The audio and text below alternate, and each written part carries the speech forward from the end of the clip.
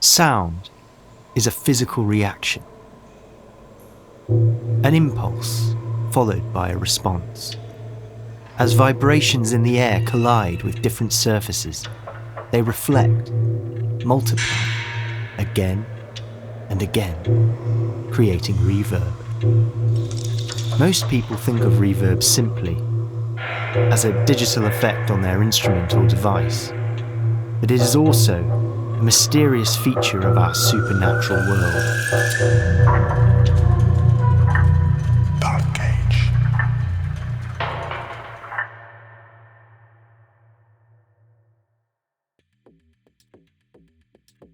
That is why I am here at the Nothe Fort, on the windswept south coast of England.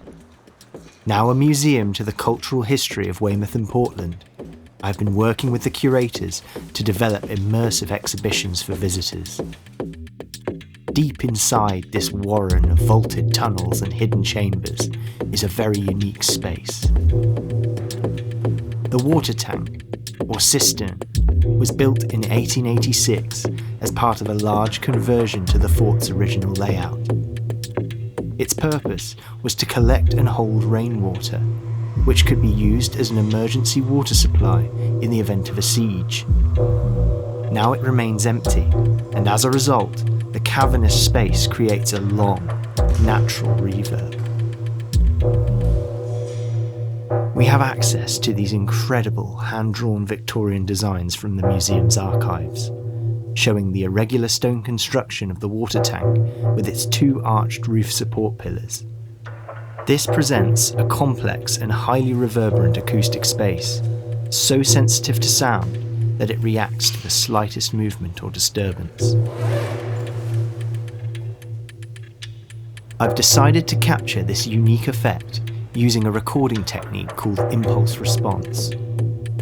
To do this, we generate the sound of a sine wave frequency sweep resonating from the test speakers, slowly increasing in pitch from the lowest frequency to the highest. During playback, I record the response of the room using stereo microphones in two different positions for variety.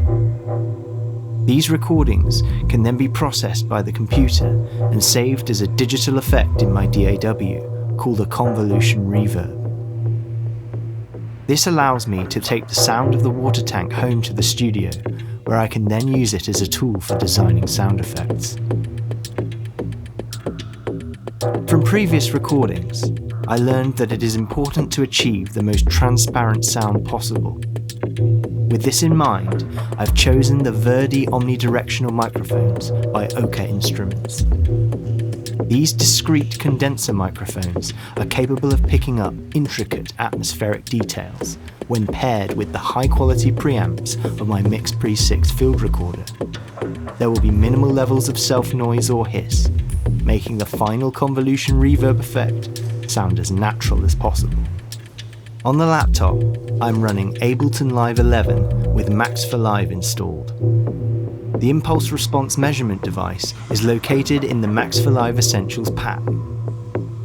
I've loaded the device onto an armed track set to receive audio from our microphones on stereo inputs 1 and 2, with monitoring set to in. I'm using the MixPre 6 as a USB audio interface for the laptop.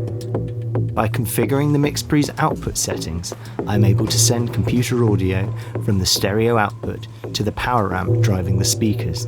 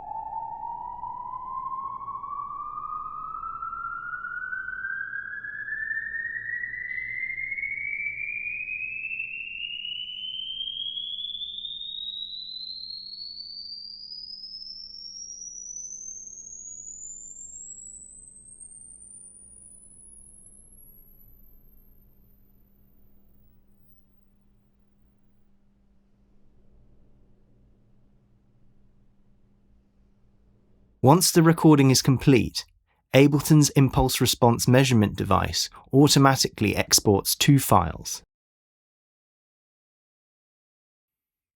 Because we have performed the recording in stereo, there is a file rendered for both the left and right channels separately. To load custom impulse response data onto Ableton's Convolution Reverb, you highlight both of these files, then click and drag them onto the device like this. It's the simplicity of this feature that makes Ableton's measurement device my preferred method. And just like that, I can now play back either live or pre-recorded sounds through the convolution effect, so we can hear how they would sound inside the water tank. At full wet, samples sound intensely smeared and are characterized fully by the atmosphere of the space. However, we can easily dial this back for a more subtle effect if required.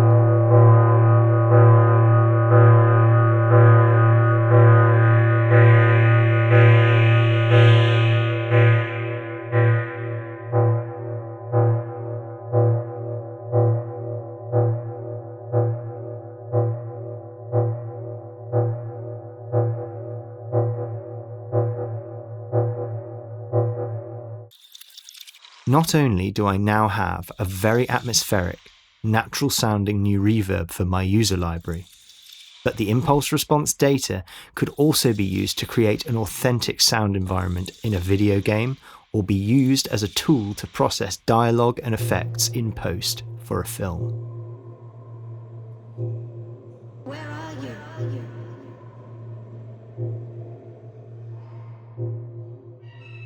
I'm here. I'm here. I'm here.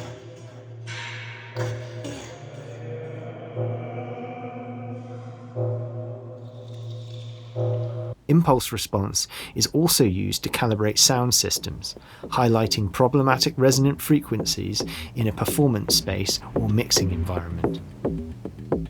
Most importantly, it opens up some great possibilities for me to test ideas for a new immersive sound installation here at the Nothe Fort.